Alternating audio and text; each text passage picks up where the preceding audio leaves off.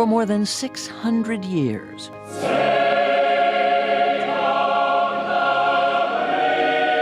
this sound has filled this space.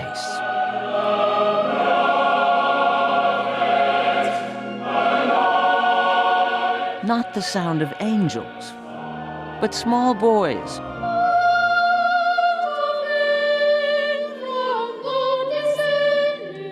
singing in the chapel of New College, part of the University of Oxford. The choir was founded in 1379, the year New College was new, more than a century before Columbus discovered America. This is a story about time, about what changes and what doesn't, what is of the moment and what seems eternal. Now this is the black ones, what they wear every day at chapel.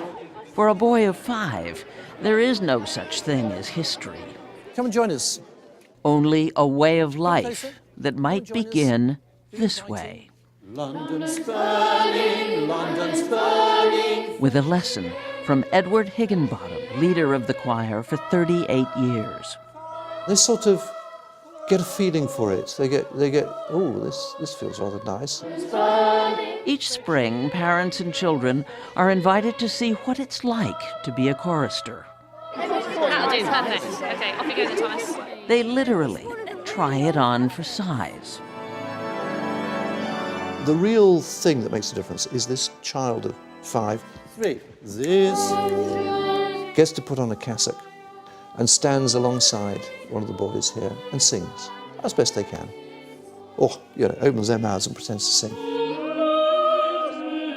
I can remember when I first put it on, I was thinking, I can't actually breathe in this.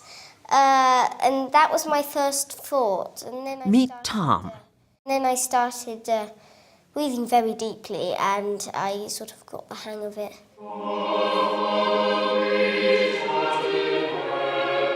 Since its founding, the choir has always had 16 boy choristers, plus several more in training, who sing alongside the men.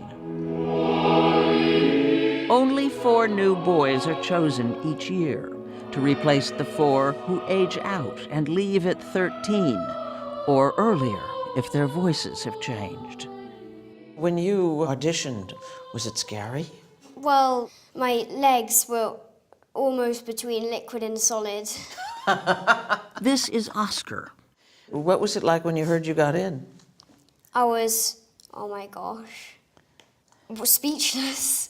It's sort of become a part of me, really. I do singing. And this is Joseph. We practice a lot, but when you see the results you get, the rewards sort of cancel out all the hard work which you have to put in. Hard work indeed. Their lunch breaks, their afternoons, their weekends. That was in D flat major. For as long as 6 years spent learning music theory and the music they will sing at evening services in the chapel, as well as on tour around the world. The choir has also recorded extensively. As long as the choir has existed, New College School has existed. But the choristers live double lives as normal boys and as professionals. Like characters in a Harry Potter film, putting on their caps and gowns, leaving their classmates behind for the rigors of the song room. There's no sense that they're losing their childhood? Well, this is their childhood. I mean, what richer childhood could you have? I mean, they're still doing all the things that kids do. They're still playing their football. They're still messing around. And even singing for fun.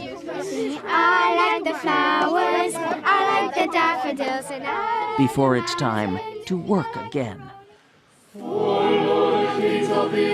For the time they are here, their days are spent filling the medieval buildings with music. These gargoyles stay and stare. Boys have come and gone. On December 10th, 1738, chorister William Hicks carved his name. You can see that just hundreds and hundreds of initials carved in, and I think mine were somewhere in here.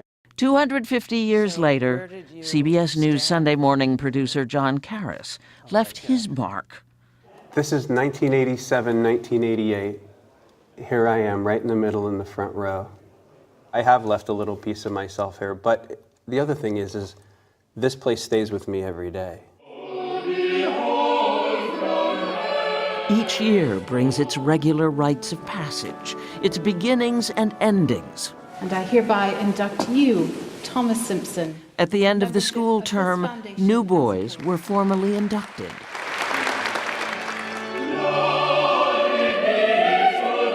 And Edward Higginbottom, a titan of British choral music, retired. But he's not exactly leaving. Part of an extraordinary 6th century history, there he is. He'll stay and stare as boys come and go. You can find moments of beauty and intensity that mark you for life. Special moments. That's what I go away with, enriched. And I hope it's what touches them as well. Asked to describe their sound, Edward Higginbottom replied, sometimes spun steel, sometimes soft tissue.